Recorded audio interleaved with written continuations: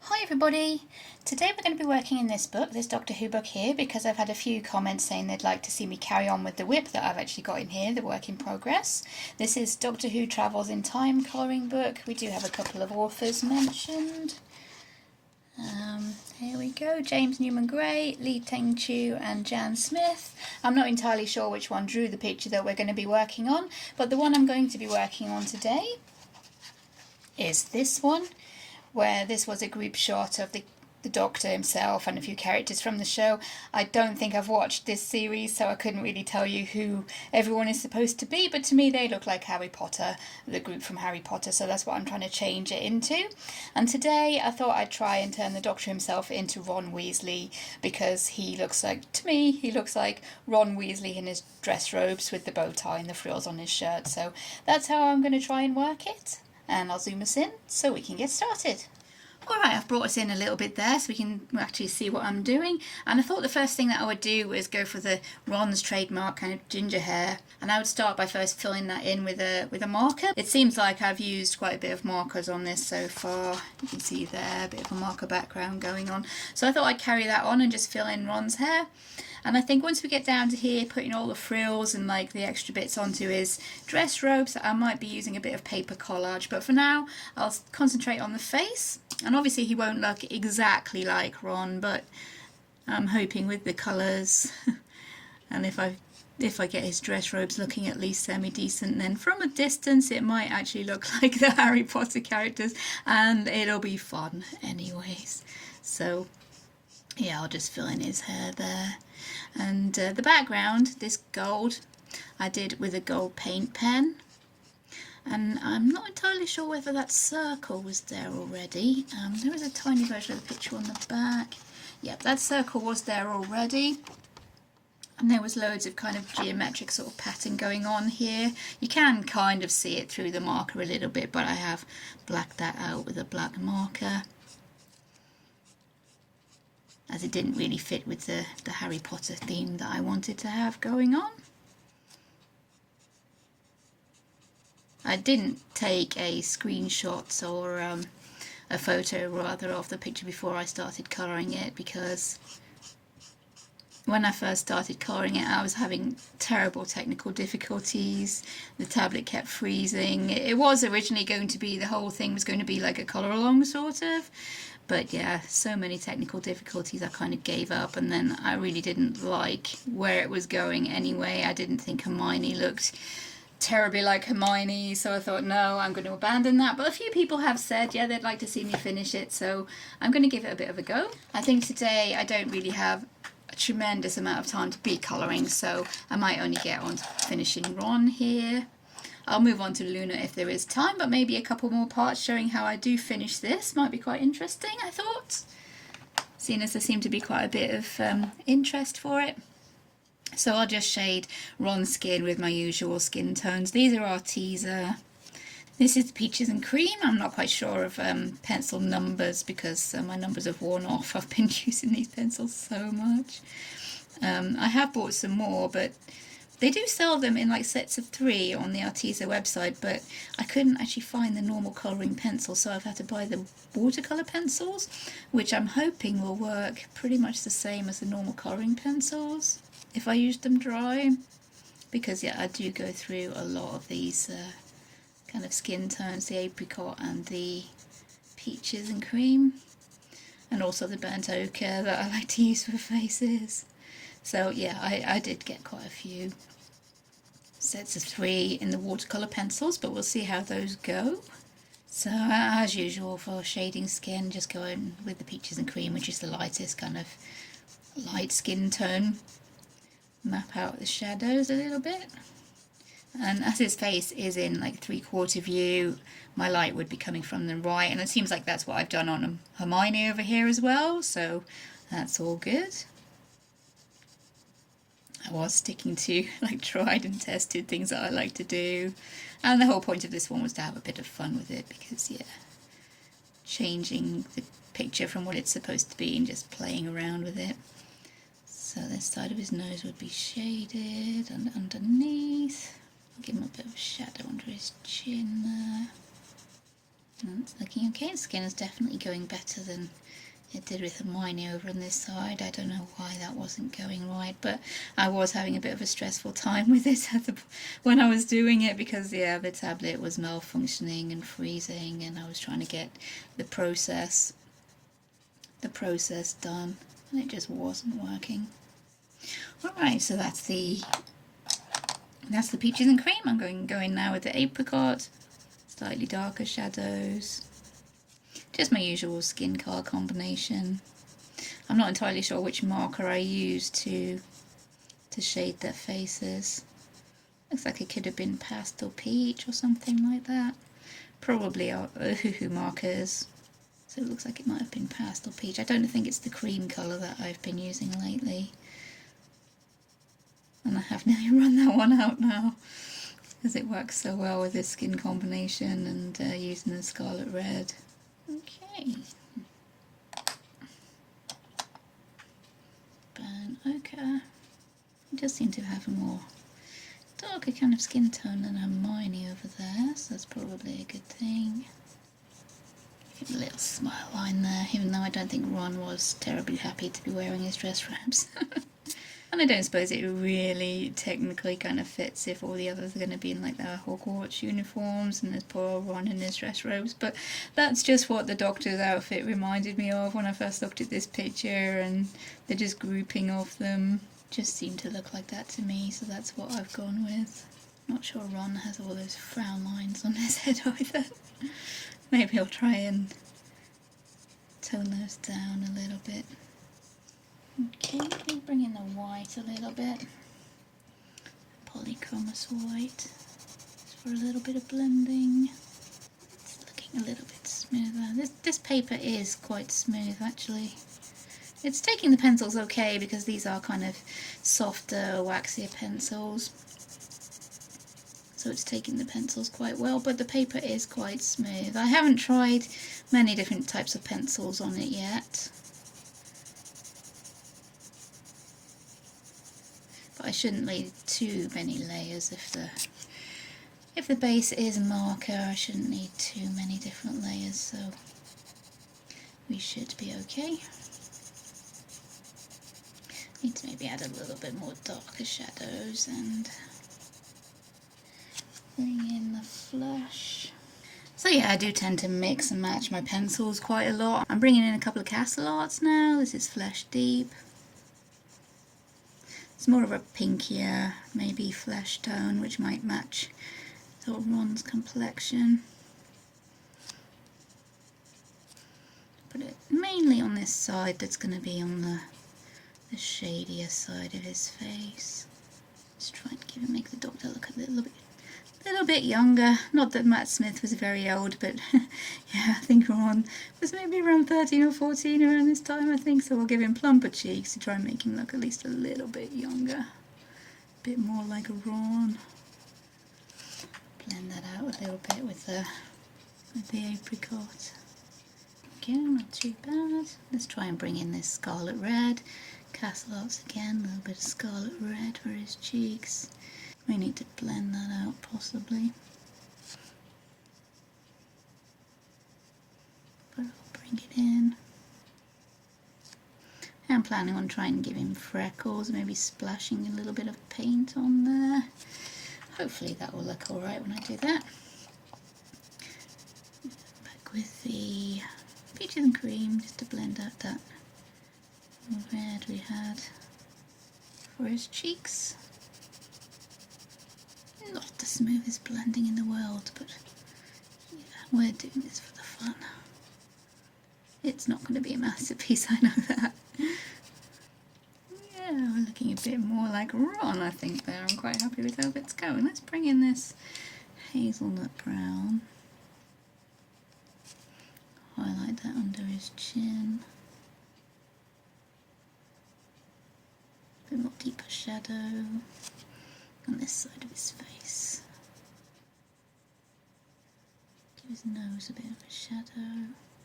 Oh, he's looking a lot more like Ron now. I'm quite happy with that.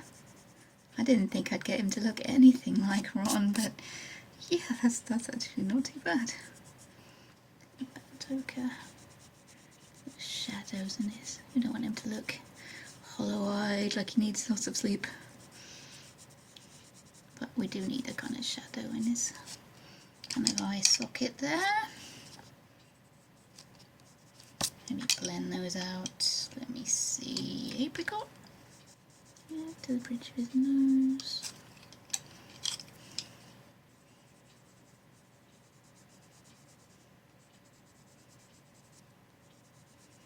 Yeah, he does look really worried, poor chap. Okay, maybe. Thinking maybe I might have gone a bit too dark with that eye socket, but maybe if we darken the other side of his face, that'll blend in a little bit more. Yeah, that's actually not bad now. I always find it more difficult colouring smaller faces because I never know how much shading to put in. You know, if you go for the normal amount of shading you do on like a big portrait style page and try and fit all that into a tiny little space, yeah, it ends up looking a bit kind of confusing. So I find little faces like this a lot harder, really. They're a lot harder than the big faces that I usually colour, my usual kind of portrait, lady portraits that I do. Those I find a lot easier.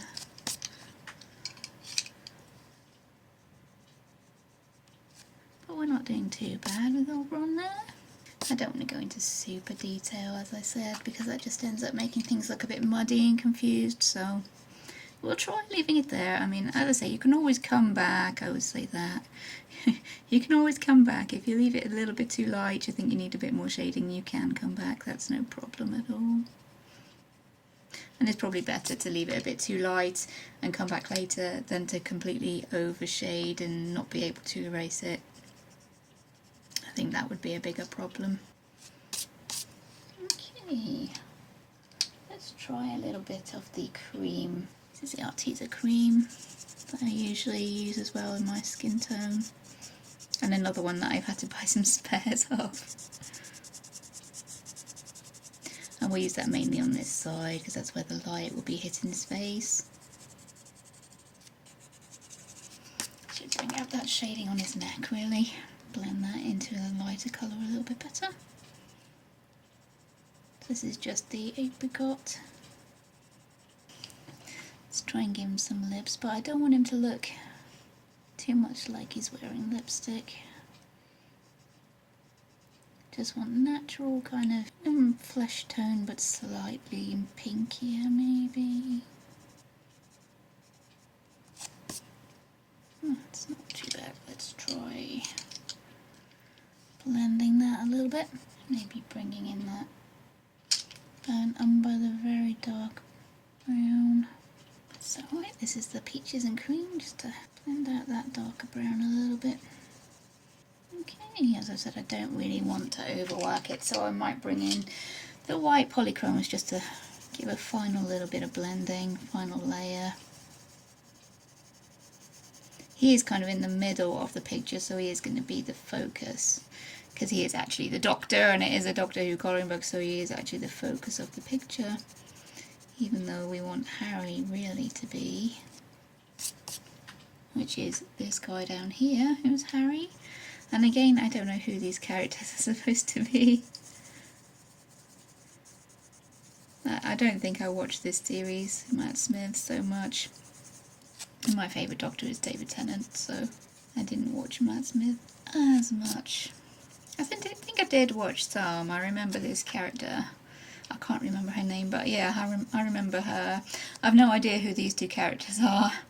In my picture, obviously, they're going to be Luna and Harry, but in the actual Doctor Who, I don't know who they are, but for this picture it doesn't really matter anyway. If I was colouring them like true to life, I would go and Google and look up what colour they are supposed to be, what colour hair and stuff.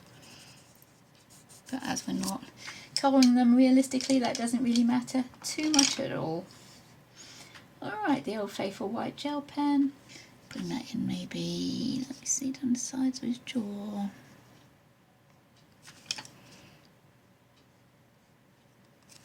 And to define his nose there a little bit, just define his lips there a little bit better. Or maybe we can put a little touch of white gel pen there. Show he's smiling. Even though, as I said, I don't think Ron was smiling very much in his dress robes.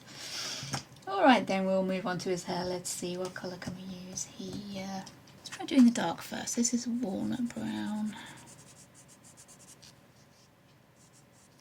Though obviously Ron is more kind of ginger.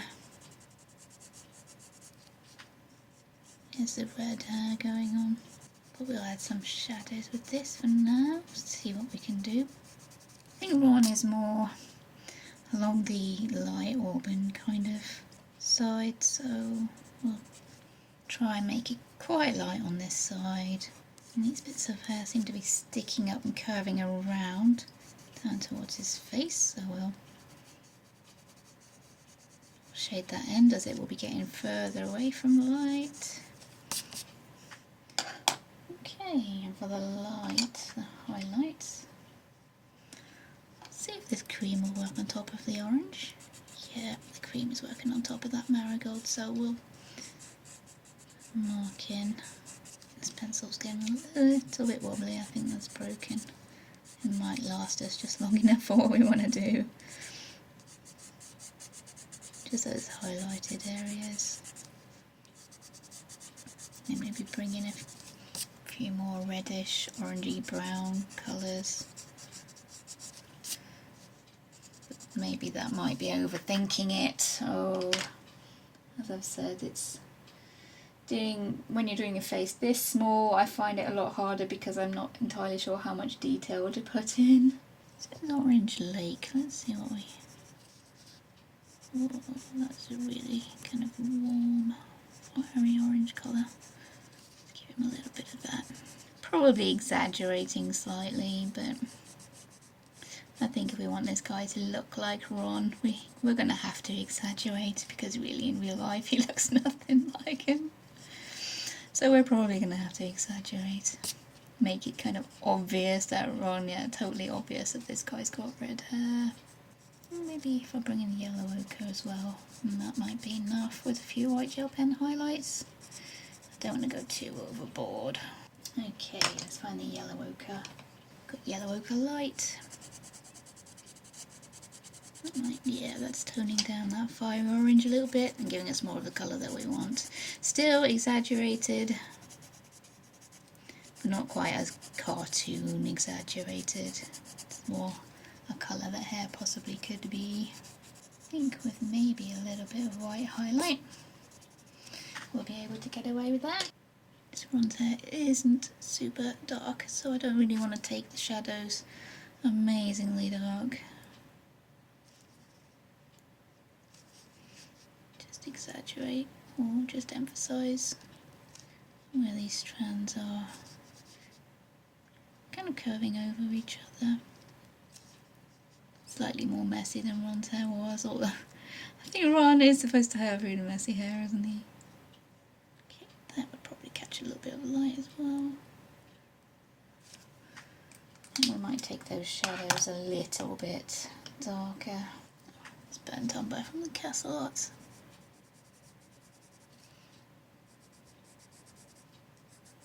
That's better, just to give a little bit of shape there to the actual strands or chunks of hair, make it look a bit more 3D. When your hair or your face portrait is this small, you would concentrate more on the chunks, more of the chunks of hair than trying to put in individual hair strands. As I said, you know, detail can get a bit overwhelming if your portrait is only this small. So yeah, concentrate on big blocks of hair, and I think that's worked rather well. That's looking pretty good. Ron has blue eyes, so I'm just going to go in. This is cobalt blue light. I'll try and put all these colours down in the description, but I will also try and mention them whenever I use them. This is a cobalt blue. Slightly a little bit too bright blue, so we'll bring in the white just to dull that down. Polychromos black there for his pupil. Bring that back in as we coloured white over it. We'll bring in a little bit of grey. This is cool grey deep, it's a darker tone than I usually use. A little bit of shadow there. And white gel pen. That's not too bad, and as I said, I'm going to try and give our little Ron some freckles. So to try and give our Ron some freckles, got paintbrush and the burnt umber. The burnt umber from my W.H. Smith's watercolour set. I'm just going to get some quite watery burnt umber on the paintbrush and try splashing some freckles. Hopefully now we've got a bit of pencil on there, if it goes anywhere that we don't want it, we'll be able to mop it up. Okay, let's try splashing on a few freckles there.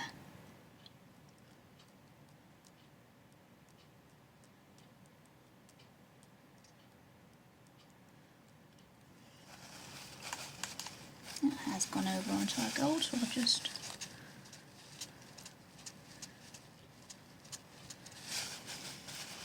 let's try blending those out a little bit more. I've dabbed off the ones that we didn't want and tidied those freckles up a little bit. Now we're going to move on to Ron's dress robes. And in the pictures that I found, we have kind of an area like that because he's got a waistcoat on down the bottom here, which is kind of a brown tweedy sort of fabric in the pictures that I found, but I couldn't find anything to match that, so I'm going to make this kind of a brocade waistcoat. And this shirt is really frilly with a very big collar, so I'm going to try drawing in the collar just with pencil. It's a very sort of long shape like that collar.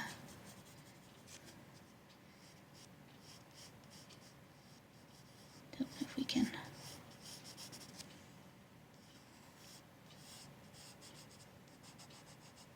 Something like that.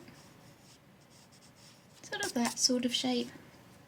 To try and get rid of all these lines here, I'm going to mix up a sort of creamy colour, because that's what the colour his shirt does seem to be in the pictures that I found. So I'm going to mix up some white gouache paint with a tiny bit of yellow ochre watercolour and see what we can make. So we have white gouache, and a little bit of the yellow ochre watercolour. I'm going to try mixing those together and hopefully come up with a sort of creamy colour that's opaque enough to cover those lines, and hopefully we should be able to shade on top of it. I haven't practiced this at all today. I haven't had a lot of time to actually prepare for today's video, which is why we're working on this little whip instead of having some sort of detailed tutorial or anything. I've literally had no time to prepare, so this is all kind of off the cuff.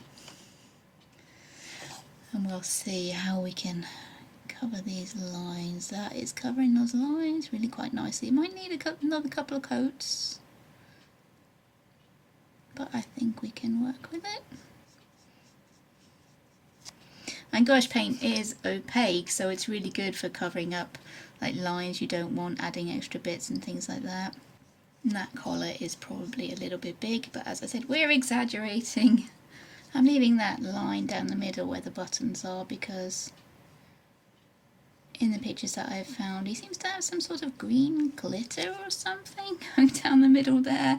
So I'm figuring, well, I'm hoping we can maybe cover most of that with the green glitter, at least down to about there maybe.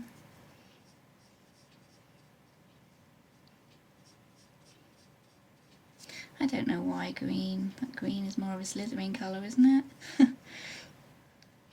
But yeah, in the pictures that I found, it is. This be, if that was a waistcoat, yeah, this would be all shirt, wouldn't it? And this is all really big, flouncy ruffles, this whole area, so I'll try and bring that in with the pencils. While that's drying, I'm going to bring in a marker. This again is Ohuhu, this is G2 Vivid Green, and I'm going to fill in his tie.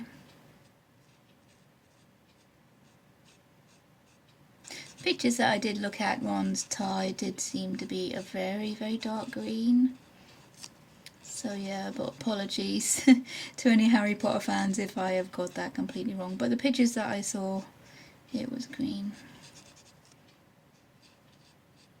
And like I said, this area here, like in between the ruffles, that was also green and kind of glittery. So we'll go for that. I've tried getting started with one shirt there, trying to pencil in a few big ruffles. Obviously the paint is not dry yet, as I found out, so that's probably gonna have to wait while we move on to something else. I've tentatively drawn in a few little ruffles there on his shirt, but obviously the paint isn't dry yet, so can't really go in and do any proper shading, so I'll work in to his bow tie a little bit, try and make that really quite a dark green. And this is chrome green, which is one of the darker greens I think we've got in the castle arts. I won't add any glitter quite yet because knowing me, I'll put my hand in it and get it all over the page. So that if I do put some on, which I probably will, that will be one of the last things that I do end up doing. But yeah, this tie is quite a dark green, so I think I might be adding some black into that. Polychromos black. And it is velvet, I think, in the pictures that I saw. I'm not sure I'm going to be able to get any kind of a velvet texture on something this small. The paint is a little bit drier now, so I'm just going over these lines that I drew in for the ruffles with a fine liner. I'm thinking that should be kind of opaque enough for us to work on top of that with a pencil. I'm just popping in going over the lines that we drew with the burnt umber pencil, going around those with a Unipin fine liner. I think this is size 01. And this is kind of a creamy colour, this shirt he's got going on here. So I'll leave the base paint that we used as the main colour of the shirt and just add some shade, I think, and maybe some white highlights. Let's see how we go with that. But it's not quite white, it's supposed to be old or ancient, passed down from all his brothers and possibly aunties and uncles before that, knowing the Weasleys. But yeah, it's supposed to be like a really old shirt that's gotten aged. I'm gonna go with that, possibly exaggerate a little bit because I'm not going for full realism here. I'm just having fun with it, seeing what I can get happen. So far looking pretty good, I think. It's, yeah, kind of how I expected it to turn out, so I'm pretty happy so far. But when I get onto the paper collage in a little bit, then we'll see how that works. But I usually have fun when I do that, so yeah, I'm kind of looking forward to it. I'll bring in the yellow ochre, I think. Yellow ochre light. Just very lightly going over that paint now. That's cool, yep, that seems to be working. If we bring in the burnt umber again for the darker shadows, I think that will be good to go, and we'll just add a little bit of the white gel pen. So here's our burnt umber for the shadows. And a little bit of white highlights. I think that'll bring this to more of life. This is supposed to be like old lace, so I'm just adding a few little dots to try and look like a bit of lace texture on these ruffles. Again, it's a fairly small picture, so don't need to go into too much detail. If anybody's wondering about that Dalek in the bottom of the picture, we do have a little Dalek in the bottom of the picture you might have seen. I'm going to be drawing a picture of Dobby to stick over that Dalek, hopefully, because yeah, Daleks don't fit into the Harry Potter world very well. Alright, that looks about as good as I'm going to get, I think.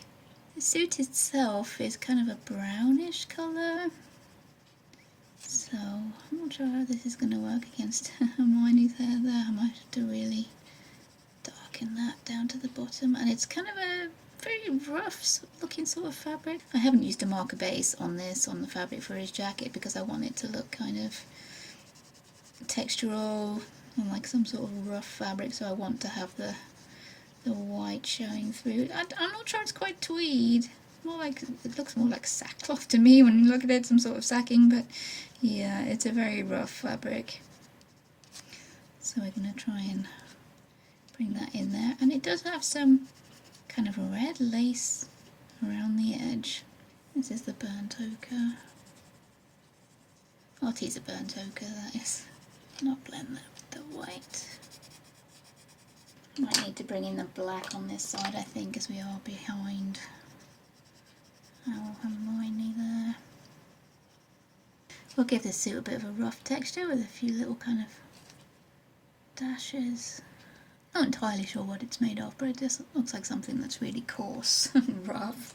And Ron does have red lace along the edge of this collar. So what I've done is I've torn a little piece of this red kind of handmade paper, and when you tear it you get these kind of fluffy edges. So I'm hoping that will look as if it is some sort of ragged lace along the edge of his collar. If I can get that stuck on.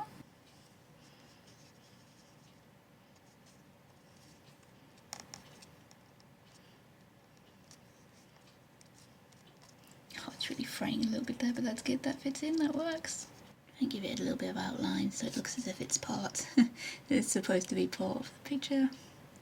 And Luna's hair comes over there, but I'll be able to cover that with white gel pen.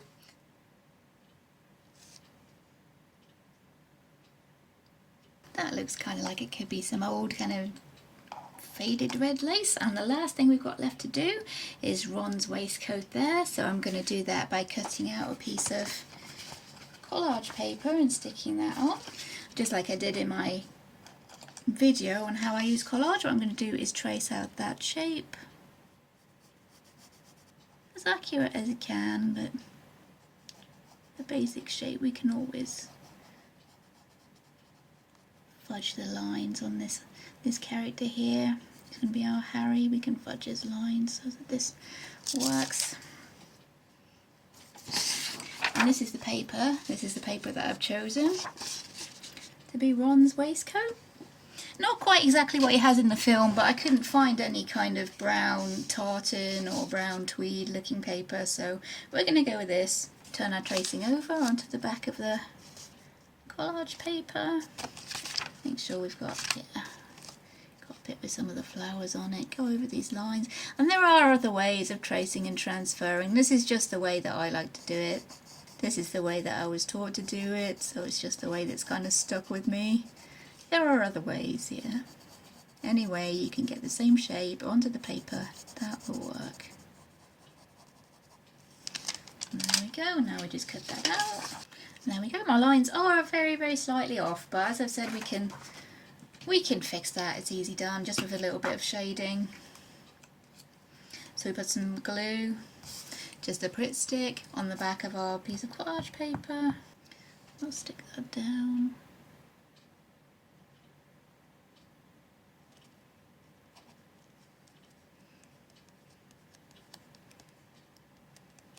And right there, as you can see, our lines are very slightly off, so we'll bring in the burnt umber and just shade that a little tiny bit more.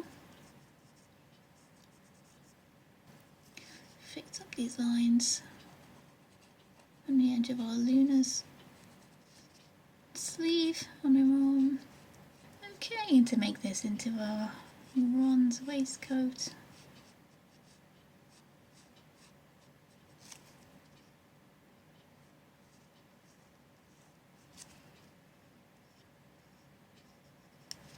I'll let a line down there.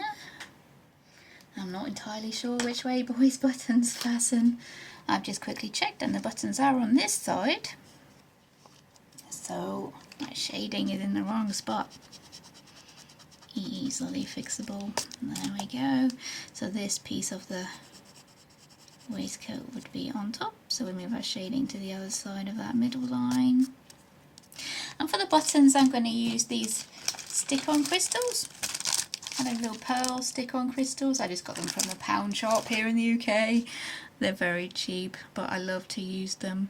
And there might be a couple showing here, so I'm going to add some little lines like this to kind of represent the buttonholes.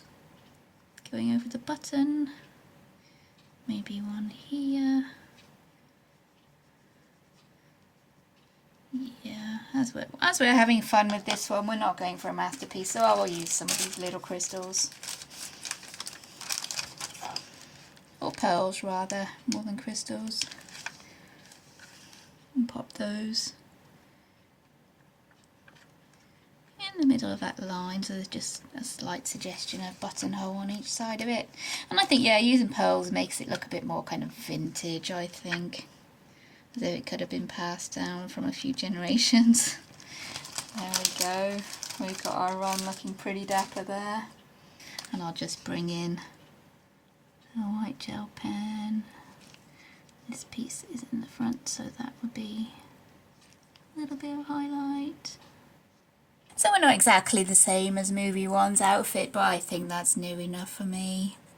And I'll just add in a little bit of shading with the burnt umber, just on top of this paper, to show that he is kind of disappearing behind these other two characters. We'll draw in a line to make this look as if it is actually part of the line art. So I'll just go around the edge of our little bit of collage there with the fine liner. Lovely job. And the last bit of detail, well, I say detail, the last finishing touch is to add some glitter down the middle of this kind of frilly shirt thing he's got going on. I'm not exactly sure what was going on with it, but it did seem to be a little bit glittery when I looked up the pictures online, so here we go. This is Dovecraft glitter glue. Let's add a little bit onto his bow tie as well. And that one is called Forest, that glitter glue. And all there is left to do now is to wait for that to dry.